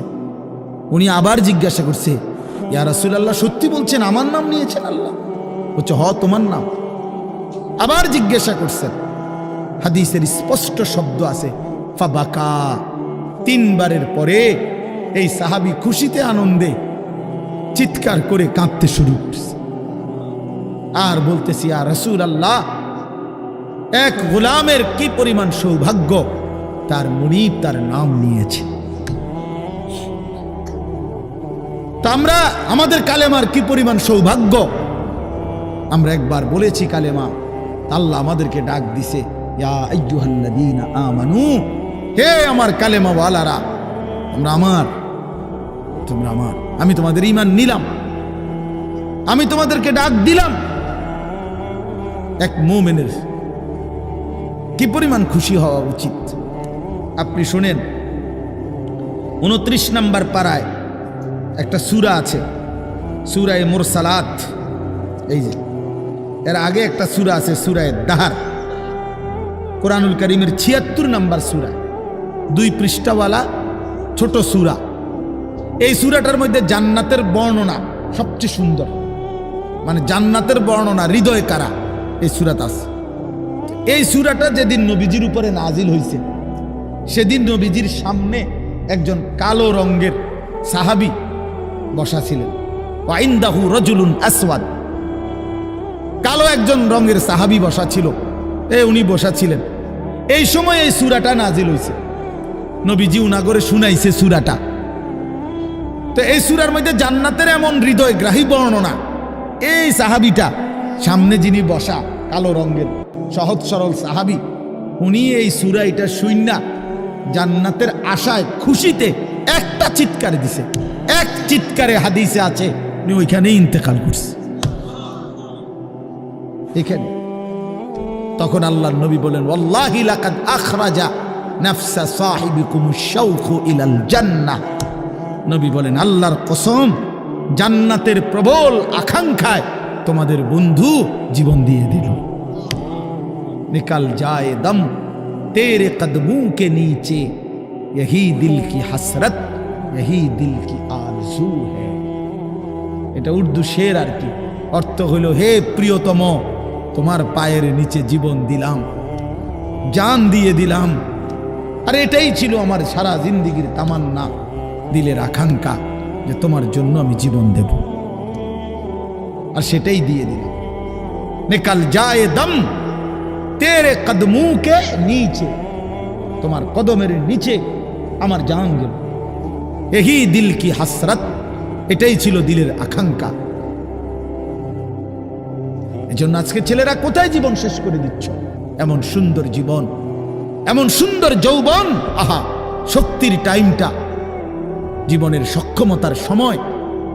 ছোটবেলা তো ভাইয়া দুর্বল, বৃদ্ধ বয়সটাও দুর্বল। তোমাদের অনেক কিশোর নওজোয়ান একজনের গায়েও চাদর নাই, কিন্তু মুরব্বী সবগুলোর গায়ে চাদর। দেখো চাকায়া, এই চাচারা তো আমার সব পরিচিত চাচা। অর্থ হইল এই বৃদ্ধের এই দুর্বলতা তাকে চাদর গায়ে দিতে বাধ্য করেছে। তার শরীরে শীতের অনুভূতিটা বেশি, ঠিক কিনা বলেন না কেন? কিন্তু তোমরা নওজোয়ান, তোমাদের অধিকাংশ কারো গায়ে চাদর নাই।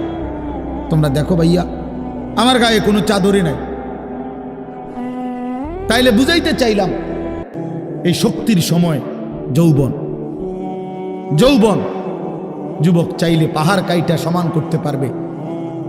যুবক চাইলে সাগর নদী মাটি দিয়ে ভরাট করে দিতে পারে। একটা এলাকার যুবক ছেলেরা যদি চায়, সবার হাতে হাতে মদের বোতল পৌঁছাই দিতে পারবে। একটা সমাজের ছেলেরা যদি চায়, সবার হাতে হাতে নামাজের মুসল্লাও তুলে দিতে পারে। অতএব ছেলেরা, তোমরা যারা যুবক আয়োজন করছো, আমি তোমাদের উৎসাহ দেই, একটু আগাও।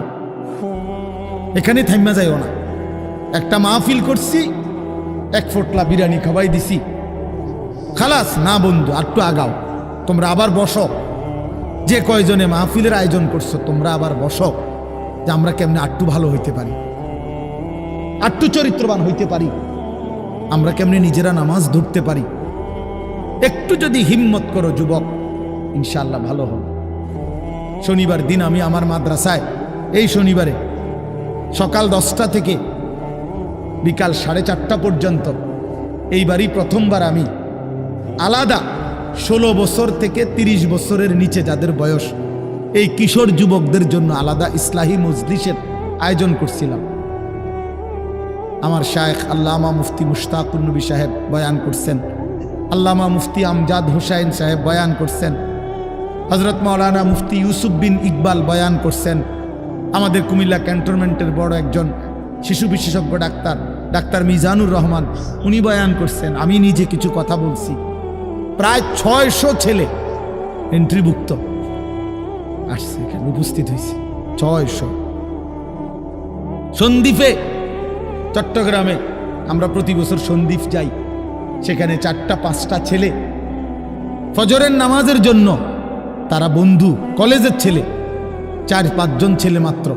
ওরা একদিন সিদ্ধান্ত নিছিল, ওরা সবসময় ফজরের নামাজ পড়তো, তো ওরা একদিন সিদ্ধান্ত নিছে যে ফজরের পরে তারা সন্দ্বীপ তো সাগরের পারে, তো সাগরের পারে হাঁটতো তারা।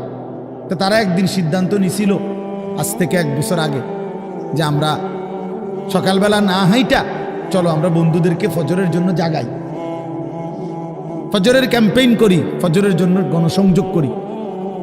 এই 4-5 জন ছেলে উদ্যোগ নেওয়া শুরু করছে। ঠিক 1 বছরের মেহনতে এই গত নভেম্বর, 24 সালের নভেম্বরে আমি গেছি মাহফিলে, ওইখানে তারা আমার লিস্টেড। ফজরের পরে আমি তাদের জন্য আলাদা বয়ান করছি, তাদের আলাদা মাহফিল হয়েছে ফজরের পরে। মানে রাইতে আমি যেই প্যান্ডেলে ওয়াজ করছি, ওই প্যান্ডেলটা তারা সকালের জন্য আবার ভাড়া নিছে।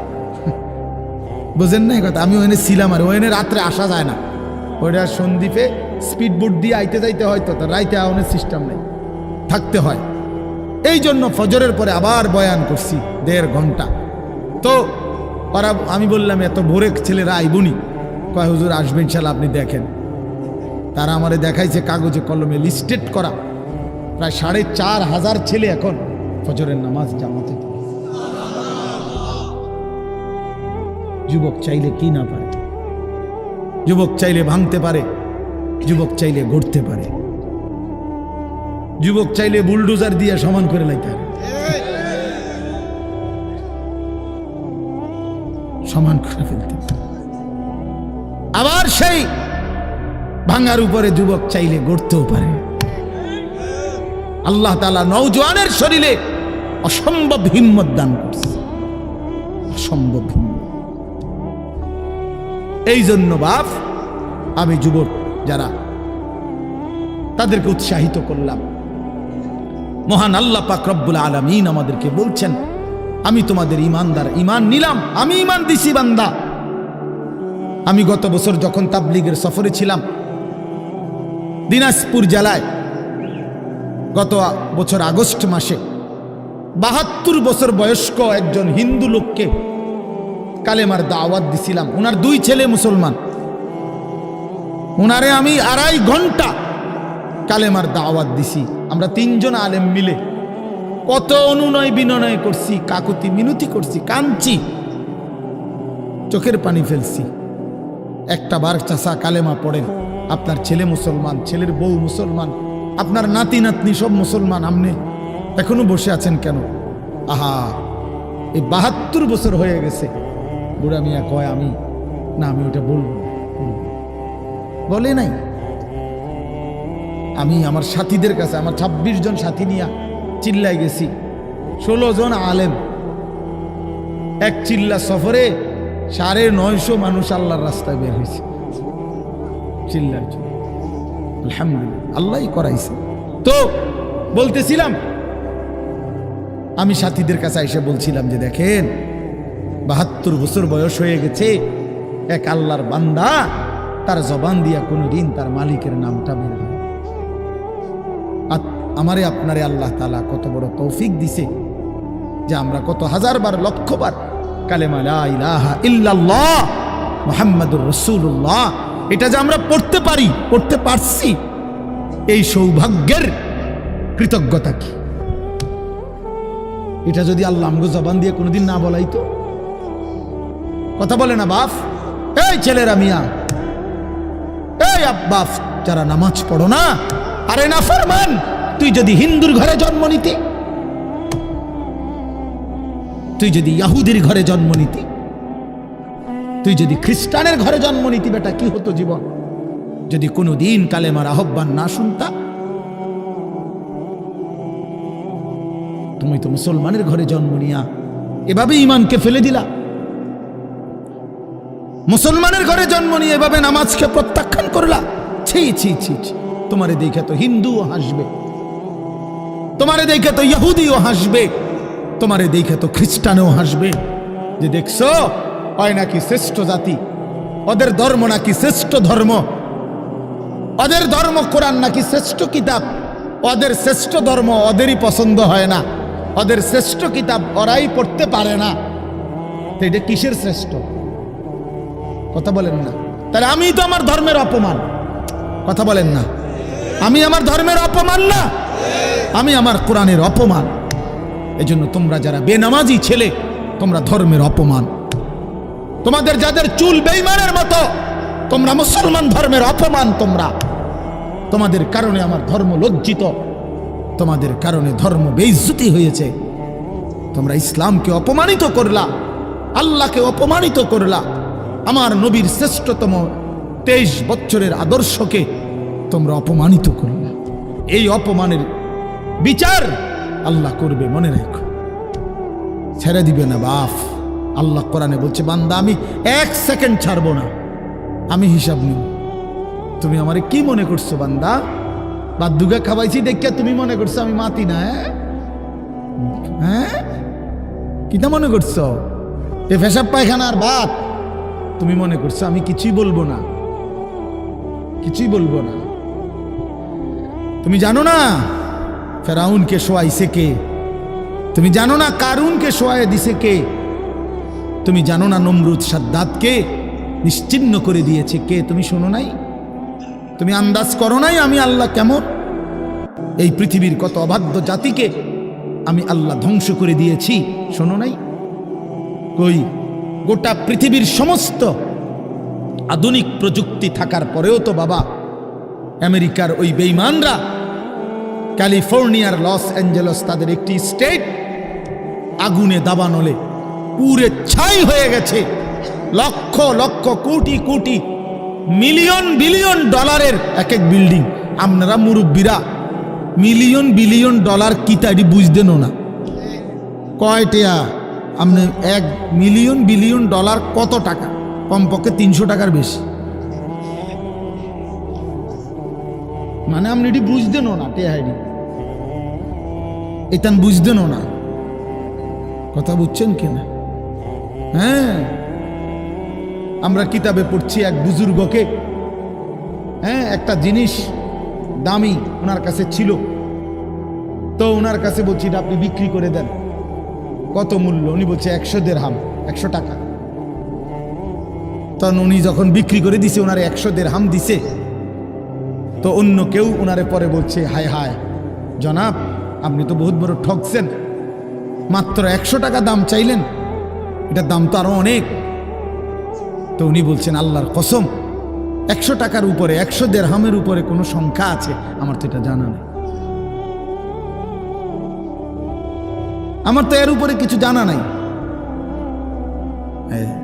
আমার মেজো বোনের বিয়ে যখন হয়েছিল, মেজো বোন, আমি তখন প্রাইমারি শেষ করে মাদ্রাসায় ভর্তি হয়েছি, এই সময় আমার বোনের বিয়ে হয়েছে। তো বোন জামাই যখন ওই আগে ছোটবেলায় বিয়ের দিন বোন জামাই যখন আসছে, তখন শরবত খাওয়াইছি যে গেইটে নাকি, তখন কিছু টাকা দিতে হয় না, যে শরবত খাওয়ায় তারে। তো আমারে 100টা টাকা দিছে উনি প্রথম। তো এগুলা নাকি ওনার কাছে আরো টাকা ছিল, তো ওই আরো একটু সাফাসাফি করলে আরো দেয়, আরো কিছু দেয়, না মানলে আরো দেয়, এমনি এমনি নিয়ম ছিল। আমার 100 টাকা দিছে, আর এটা দেখে আমি একটা দৌড়ে আইয়ালাইছি। আমার পুরো মনে আছে, একেবারে কসম, আমার পুরো এখনো মনে হইলো আর এই কথাটা। আমার একেবারে আমার ভাই, চাচাতো ভাইটাই বা অন্যরা এত দমকাইছে, বেউকুফ, 100 টাকা লইয়া দুধ দিয়ে আইয়ালাইছ। আমি বলছি, আমি তো আসলে এর চাইতে বেশি টাকা জীবনে আর দেখি নাই। তো বলতে চাইলাম, হাজার হাজার কোটি কোটি মিলিয়ন ডলারের এই বাড়ি ভবন, এগুলো পৃথিবীর সর্বাধুনিক প্রযুক্তি দিয়ে, অত্যাধুনিক প্রযুক্তি থাকা সত্ত্বেও, আধুনিক সরঞ্জামাদি থাকার পরেও বাফ আল্লাহর দেওয়া আযাবে আগুনে যখন জ্বলছে, এই কয়দিন হইল কোনো বেঈমানে 1 সেকেন্ডের জন্য আগুন নিভাইতে পারে নাই। 14,000 ফায়ার সার্ভিস কর্মী একসাথে আপনার পানি দিছে, আরো বাড়ে, আগুন আরো বাড়ছে। তার মানে বোঝা গেল বাবা, পৃথিবীর কারো শক্তি মূলত কোনো শক্তি না, আল্লাহর শক্তির সামনে, আল্লাহর ফয়সালার সামনে। আল্লাহ যদি ভালো রাখে তাইলেই ভালো থাকা। হ্যাঁ, আপনার টাকা তো আছে 1000 কোটি টাকা, কিন্তু আপনার ফেড অসুখ, আপনি টেহা দিয়ে কিনবেন। আপনার টাকা তো আছে লক্ষ কোটি টাকা, কিন্তু আপনার তো ডায়াবেটিস, আপনি কিনবেন টাকা দিয়ে, কি করবেন? আপনি 7,000 ধন হইলেও কি লাভ হবে আপনার? এই জন্য আমি অনুরোধ করছি, আমরা মুমিন, আল্লাহ আমাদেরকে বলছে এটাই কথা, তোমাদের উপরে আমি রোজা ফরজ করলাম, তোমরা আমার হুকুম মানো, তোমরা আমারে মানো বান্দা। রোজা মানে বিরত থাকা, সিয়াম মানে বিরত থাকা, তার মানে গুনাহ থেকে বাঁচো, হালাল বস্তু থেকে বাঁচো। আমি তোমাদেরকে হারাম তো হারামই, হারাম থেকে আবার ফিরাবো কেন?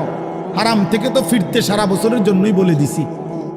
তো আমি রমজান মাসে তোমাদের 3টি হালাল খাবার হালাল ছিল, পানি হালাল ছিল, হালাল স্ত্রী হালাল ছিল। আমি রমজানের 30টা দিন, একটা মাসে তোমাদের জন্য খাদ্য, পানি, স্ত্রী, এই 3টা জিনিস হালাল বস্তু আমি হারাম করে দিলাম। যেন আমি বুঝাইতে চাইলাম যে দেখো, আমি আল্লাহ যেখানে হালালটাও হারাম করে দিলাম, সেখানে হারামটার প্রতি আমি আল্লাহর কি পরিমাণ ঘৃণা। যেখানে হালালটাই ছেড়ে দিতে বললাম, সেখানে হারামটা ধরে রাখার কোনো সুযোগ আছে? অতএব মিথ্যা, চুরি, ডাকাতি, জিনা, ব্যভিচার, মদ, জুয়া, নাচ, গান, সুদ, ঘুষ, মা বোনদের বেপর্দা জিন্দিগি ছেড়ে দেন, ছেড়ে দেন। একজন বুঝলে একজনে, কোনো অসুবিধা নাই, আমার কোনো আফসুস নাই। আমি সব সময় ফেরিওয়ালার মতো আমি বুঝি, একজনই শুনুক, একজনই যদি ভাবে আলহামদুলিল্লাহ, সংখ্যা দিয়ে আমি কি করব? বুঝেন নাই? 10 কোটি মানুষ আমারে মনে করেন আলগি দিছে, তো কি হইছে? কি হইছে? এটা আমার কবর রাজাব মা। বাংলাদেশের একেবারে মনে করেন 50 লাখ লোক আমার চিনে, তো কি হইছে? এটা আমার কবর রাজাব মা। তো আর কি, পরিচিতি, অপরিচিতি, জনপ্রিয়তা, এগুলো কোনো বিষয় না, এগুলো কোনো মুখ্য বিষয় নয়। বিষয় হলো আল্লাহর কাছে গ্রহণ হওয়া, আখিরাতের মুক্তি পাওয়া, জাহান্নাম থেকে মুক্তি পাওয়া। অতএব আজকে এতটুকুই মূল কথা। আমরা প্রত্যেকেই এটা ভাবি আমরা মুমিন। প্রিয় ভাই বলেন, আমরা এখানে যারা এখন বসছি রাত 12টা বাজে, আমার কথা শেষ, নীরবে একটা মিনিট ইনসাফের সাথে ছেলেরা বাবা বলো তুমি মুসলমান কিনা। না ছেলেরা আলাদা বলো বাবা কও তোমরা মুসলমান কিনা। প্রিয় বাপ বলো তুমি মুসলমান কিনা, তুমি মুসলমানের সন্তান কিনা। তাইলে তুমি সিদ্ধান্ত দাও আজকে। বয়স্ক যারা আছেন তারা আপনারা বসা থাকেন, কিন্তু তোমরা যারা 30 বছরের নিচে ছেলে, তোমাদের বয়স বুঝে শুনে ধোঁকা দিও না, আল্লাহর সাথে ধোঁকা করো না, আল্লাহর সাথে মস্কারি করো না। হাদিসের মধ্যে আছে এক লোক নবীজির সামনে বাম হাত দিয়ে খাইতেছিল, মুসলিম শরীফের হাদিস। নবীজি তারে বলছে ডান হাতে খাও, তখন সে বলছে আমি ডান হাতে খাইতে পারি না। নবীজি বলছে তাইলে আর পারবাও না। কসম আল্লাহর, ওই হাদিস আছে। সাহাবী বলে ওই লোক আর কোনোদিন ডান হাত মুখের কাছে আনতে পারে নাই, কারণ সে তো মূলত মিথ্যা বলছিল, অহংকার করে বলছিল। এই জন্য আমি অনুরোধ করছি, তোমরা যারা 30 বছরের নিচে আছো ছেলে বাবা, তোমরা দিল থেকে বুঝে শুনে তোমরা নিয়ত করে দাঁড়াও, যে এই কথার নিয়তে দাঁড়াও যার ভাল লাগে যে আমি ইনশাল্লাহ চেষ্টা করুম ফজর সহ 5 ওয়াক্ত নামাজ পড়তে। তুমি সিদ্ধান্ত নিয়ে বলো যে আমি চেষ্টা করব, আমি নারী ছবি, অশ্লীল দৃশ্য থেকে, মোবাইলের অশ্লীল ছবি থেকে নিজেকে বাঁচাইবার নিয়ত করলাম, সিদ্ধান্ত করলাম। আল্লাহ তৌফিক দিলেই তো পারবা, ঠিক কিনা বলেন না কেন? অতএব নিয়ত করে হিম্মতের সাথে যে আসলেই হুজুর আমি দিল থেকে বললাম, এই নিয়ত করে দাঁড়াও। যার ভাল লাগে দাঁড়াও, কোনো বাধাবাধকতা নাই, যার মন চায় দাঁড়াও, আমার কোনো জোরাজুরি নাই। বাকি তুমি দিল থেকে বলো, মন থেকে মনে নিয়ত করো, তোমার দিলে তুমি। কারণ তোমার কবর তোমার, আমার কবর আমার। তোমার ঘরে তুমি ফিরবা, আমার ঘরে আমি ফিরব। সবাই রাজি তো ইনশাআল্লাহ? আল্লাহ তাআলা তৌফিক দান করেন। বসো বাপ, আল্লাহ কবুল করে নেন। মনে করো ঠকবা না, মনে রাখো নামাজ পড়ে কেউ ঠকে না, না পড়ে ঠকে। গুনাহ ছেড়ে দিয়ে ঠকবা না, বরং গুনাহ ছেড়ে দিলে দামি হইবা ইনশাআল্লাহ। দামি হইও, নিজে দামি হবা, মনে রাখো দামি। একটা জিনিস শেষ মনে রাখো ছেলেরা, যে কোনো মূল্যে আমরা আলহামদুলিল্লাহ গোটা পৃথিবী নিয়ে আমাদেরও পড়ালেখা করা আছে। সারা পৃথিবীর হালাত আমরাও বুঝি কম বেশ। আমরা জেনারেল লাইনেও পড়ালেখা করছি, কুমিল্লা ভিক্টোরিয়া কলেজ থেকে মাস্টার্স পাস করছি, সরকারি আলিয়া মাদ্রাসা থেকে কামেল পাস করছি, কওমি মাদ্রাসা থেকে দাওরায়ে হাদিস পাস করছি। তাহলে মাটির তলে থাকি না, পৃথিবীর নিয়ে আমরাও গবেষণা ভাবি। কাজে সারা পৃথিবীর যেই পরিস্থিতি বর্তমান এবং আমাদের কোরআন সুন্নাহর যেই ভাষ্য, এই সবগুলো বিশ্বাস করো, একত্রে মিলাইলে এ কথা আমাদের কাছে একেবারে স্পষ্ট। আগামীর পৃথিবী ইসলামের পৃথিবী, আগামীর পৃথিবী কোরআনের পৃথিবী। মনে রাখো বললাম বাপ, তুমি দেখবা, তোমার হায়াতেই দেখবা ইনশাআল্লাহ। এখন যাদের বয়স এই 20, 25, 26, 28, যাদের বয়স 12, 15, তোমরা ইনশাআল্লাহ আগামীর ইসলাম দেখবা, কালেমার বিজয় দেখবা। তোমরা শুনবা যে ফিলিস্তিন বিজয়ী, তোমরা শুনবা সারা পৃথিবীতে কালেমার পতাকা উড়েছে, তোমরা শুনবা ইউরোপ আমেরিকার শক্তি নিশ্চিহ্ন হয়ে গেছে, তোমরা শুনবা ইসরায়েলের কুত্তারা পরাজিত হয়ে গেছে। সেদিন বুঝবা ইমানদারি দামি, সেদিন বুঝবা চরিত্রবান ছেলেটাই দামি, সেদিন বুঝবা নামাজি ছেলেটাই দামি।